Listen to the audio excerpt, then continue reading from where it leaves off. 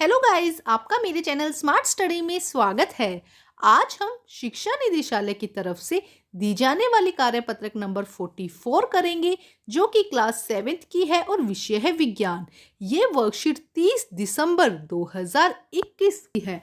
तो आइए शुरू करते हैं आज की वर्कशीट शुरू करने से पहले प्लीज मेरे चैनल को सब्सक्राइब कर दीजिए। तो आइए देखते हैं आज की वर्कशीट।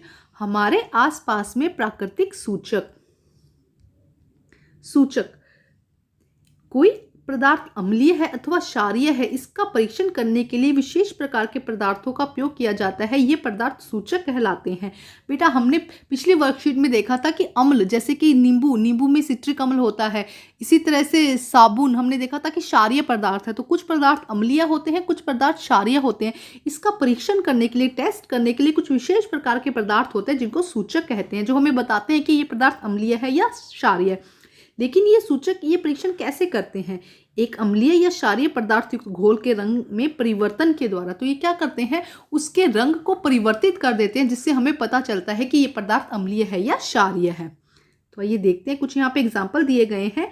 जैसे कि लिटमस, सबसे पहले दिया गया है लिटमस। यह एक प्राकृतिक रंजक है। यह सबसे अधिक इस्तेमाल किया जाने वाला प्राकृतिक रंजक है। इससे लाइकेन से निकाला जाता है। इसे किससे निकाला जाता है बेटा? लाइकेन से। हमने पिछली वर्कशीट में देखा था शैवाल और कवक के और शैवाल के मिलने से लाइकेन बनता है। तो लाइकेन से क्या मिलता है हमें? लिटमस। आसुत जल में इसका रंग बैंगनी या पर्पल होता है। अगर आसुत जल मतलब कि डिजिटल वाटर, एकदम क्लियर वाटर जिसे हम कहेंगे, अगर आसुत जल में देखा जाए तो इसका रंग बैंगनी होता है। यह विलयन के रूप में अथवा कागज की पट्टियों के रूप में उपलब्ध होता है। यह जो लिटमस पेपर है या लिटमस है, यह विलयन के रूप में मिलता है या फिर कागज की पट्टियों के रूप में। इस तरह से इसकी कागज की पट्टियां मिलती हैं। इन पट्टियों को लिटमस पत्र कहते हैं। लिटमस पत्र दो प्रकार का होता है। तो देखो बेटा, क्या है, एक बार फिर बताती हूँ। लिटमस पत्र क्या है? एक प्राकृतिक सूचक है जो क्या करता है? लाइकेन से मिलता है। इसका कलर, अगर इसको कलर देखा जाए तो इसका कलर, खुद का कलर बैंगनी सा कलर होता है, पर्पल कलर होता है। या तो यह विलयन के रूप में मिलता है या यह किसके रूप में मिलता है? कागज की पट्टियों के रूप में। और इन पट्टियों को, जो कागज की पट्टियां दिखाई देती है इस तरह से, इन पट्टियों को हम लिटमस पत्र कहते हैं। लिटमस पत्र दो प्रकार का होता है, लाल लिटमस पत्र और नीला लिटमस पत्र। लाल लिटमस पत्र और नीला। जब नीला लिटमस, यहाँ पे ये देखिए, ध्यान से सुनिए इसको। जब नीले लिटमस को अम्लीय विलयन में डाला जाता है, जैसे मान लो कि इस यहाँ कोई अम्लीय पदार्थ रखा है और उसके अंदर हमने ये नीले लिटमस पत्र की वो डाली है, लिटमस डाला है, तो उसका रंग कैसा हो जाता है? लाल। तो ये बदल कर इसका कलर कैसा हो जाएगा? इसका कलर हो जाएगा यहाँ से लाल। ठीक है। अब देखिए नेक्स्ट क्या है। और इसी तरह लाल लिटमस को, जैसे कि यहाँ पे हमने ये सॉल्यूशन लिया और इसमें हमने लाल लिटमस पेपर डाला। ये कैसा है? लाल लिटमस पेपर को डाला। तो क्षारीय विलयन में जब इसको डाला, ये कैसा था? अम्लीय। ये कैसा है? क्षारीय विलयन में जब इसको डाला तो इसका कलर कैसा हो जाता है? नीला। इसका कलर कैसा हो जाता है? नीला। ठीक है। ये बात याद करने वाली बहुत इंपॉर्टेंट बात है, इसको याद करिए कि जब नीले लिटमस को अम्लीय विलयन में डाला जाता है, नीले लिटमस को अम्लीय विलयन में डाला जाता है तो उसका कलर लाल हो जाता है, और लाल विलयन को क्षारीय में डाला जाता है तब उसका कलर नीला हो जाता है। तो यहाँ पे एक क्वेश्चन ये हो सकता है बेटा कि अगर नीले लिटमस पेपर को अगर हम क्षारीय विलयन में डालें या इसी तरह लाल लिटमस को हम अम्लीय विलयन में डालें, समझ रहे हो, तब क्या होगा? तब कोई इफेक्ट नहीं पड़ेगा, वो कोई रिएक्शन नहीं देगा। आगे हम देखते हैं हल्दी तो आप सबने देखी होगी। कैसे कलर की होती है बेटा हल्दी? येलो कलर की, पीले कलर की, आपने अपने घरों में देखी होगी। हल्दी भी क्या है? एक प्राकृतिक सूचक है। जब इसे क्षारीय विलयन में डाला जाता है, जब क्या किया जाता है, इसे क्षारीय विलयन में डाला जाता है तो इसका रंग पीले से लाल हो जाता है।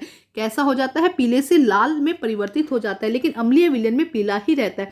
लेकिन अम्लीय विलयन में क्या रहता है? इसका रंग पीला ही रहता है। आपने कभी देखा होगा कि अगर आपने कभी खाना खाया और आप हल्दी के दाग आपके कपड़ों पे लग गए हैं और उसे जब साबुन से साफ किया जाता है, ये एक्सपेरिमेंट भी आप अपने घर पे कर सकते हैं कि कोई पुराना कपड़ा लीजिए, उस पर हल्दी का घोल बनाकर उस पर डाल दीजिए, अब उस पर साबुन लगाइए तो वो कलर कैसा हो जाएगा? उसका लाल। क्योंकि साबुन कैसी होती है? क्षारीय प्रकृति की होती है। जब भी येलो हल्दी का रंग उस पर आएगा तो वो कैसा कलर का हो जाएगा? येलो से किस में कन्वर्ट हो जाता है? लाल में। अब थर्ड है गुड़हल का पुष्प। गुड़हल का पुष्प भी अम्लीय विलयनों को गहरा गुलाबी और क्षारीय विलयन को हरा कर देता है। अगर गुड़हल के पुष्प जो फूल होता है उसकी लीव्स के साथ अगर आप किसी अम्लीय विलयन पर डालेंगे तो वो और गहरा हो जाएगा, मर्जेंटा कलर का हो जाएगा। देखो गुलाबी से कैसा हो जाएगा? Magenta colour. और क्षारीय विलयन में इसका रंग कैसा हो जाएगा? हरा कलर। बेटा ये याद करने पड़ेंगे। ये हल्दी वाला तो आपने अपने घर पे एक्सपेरिमेंट करोगे तो आपको मिल जाएगा। आपका गुड़हल का फूल भी अगर मिलता है तो उसके साथ भी आप उसकी पंखुड़ियों देखकर ये एक्सपेरिमेंट कर सकते हैं। बट फिर भी मैं कहूँगी कि फूलों को नहीं तोड़ना चाहिए। अब देखते हैं नेक्स्ट बेटा, देखिए प्राकृतिक सूचक। प्रकृति में प्राकृतिक रूप में पाए जाने वाले पदार्थ जो सूचक के रूप में उपयोग किए जाते हैं प्राकृतिक सूचक कहलाते हैं। उदाहरण के लिए हल्दी, लिटमस, गुड़हल की पंखुड़ियां। ये देखिए, ये हल्दी है, ये गुड़हल का पुष्प है, चाइना रोज भी कहा जाता है, और ये लाइकेन है। तो ये क्या है, प्राकृतिक रूप में पाए जाते हैं, इसमें मानव निर्मित नहीं है, ये है प्राकृतिक सूचक। इन्हें हम क्या कहते हैं, जो प्रकृति से मिलते हैं और सूचक के रूप में उपयोग किए जाते हैं, उन्हें हम प्राकृतिक सूचक कहते हैं। अब हम देखते हैं अम्ल वर्षा। बहुत इंपॉर्टेंट है बेटा, आज की पूरी वर्कशीट में सभी चीजें इंपॉर्टेंट है। अम्ल वर्षा। वर्षा जल अम्लीय इसलिए हो जाता है क्योंकि carbon dioxide, sulphur dioxide, nitrogen dioxide जैसी प्रदूषक गैसें जो वायु में मुक्त होती हैं, वर्षा जल में घुलकर क्रमशः कार्बोनिक अम्ल, सल्फ्यूरिक अम्ल और नाइट्रिक अम्ल बनाती है। अम्ल वर्षा भवनों, ऐतिहासिक स्मारकों, पौधों और जंतुओं को क्षति पहुंचा सकती है।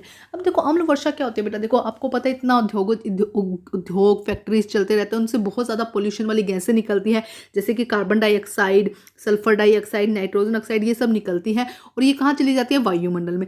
अब जब वर्षा होती है तो वर्षा की जो जल की बूंदें हैं वो इन गैसों के साथ में क्या करती है, इन गैसों के साथ में घुल जाती हैं और क्या बनाती है, कार्बोनिक अम्ल, सल्फ्यूरिक अम्ल और नाइट्रिक अम्ल। और जब वर्षा की बूंदें इनके साथ में रिएक्शन, इनके साथ में घुलकर कार्बोनिक अम्ल, सल्फ्यूरिक अम्ल और नाइट्रिक अम्ल बनाकर वापस धरती पर आती है, तो वो क्या करती हैं, हमारे जो पौधे हैं, जहाँ पर जो ये अम्लीय वर्षा हुई है, वहाँ के पौधे, जंतुओं, ऐतिहासिक स्मारकों और जो भवनों को क्या करती है, नुकसान पहुँचाती है। हाँ देखो सिंपल पानी आएगा तो कोई दिक्कत ही नहीं है बारिश में, लेकिन उसके साथ में अगर अम्ल भी गिर रहा है तो वहाँ के जो पौधे हैं, जंतु हैं, उनको क्या करती हैं, नुकसान पहुंचाती है, उनको क्षति पहुंचाती है।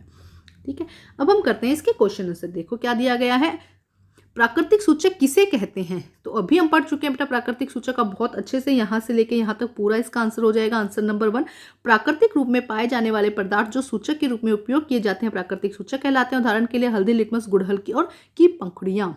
ठीक है, अब हम करते हैं क्वेश्चन नंबर 2।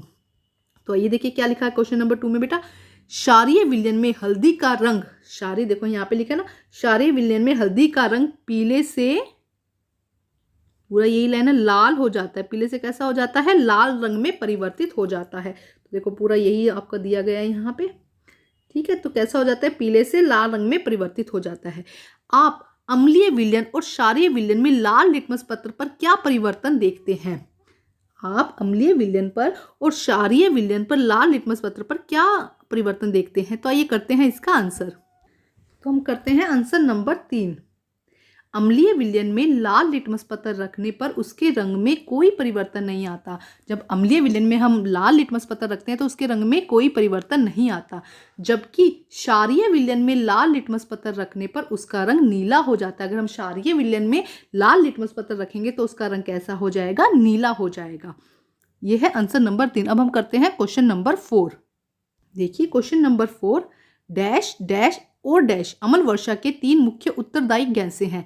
तो कौन कौन सी बेटा, अभी हमने पढ़ी थी, carbon dioxide, sulphur dioxide and nitrogen oxide.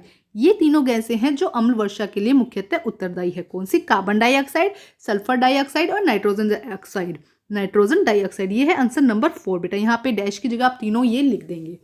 तो बेटा आज की जो वर्कशीट है वो कंप्लीट होती है।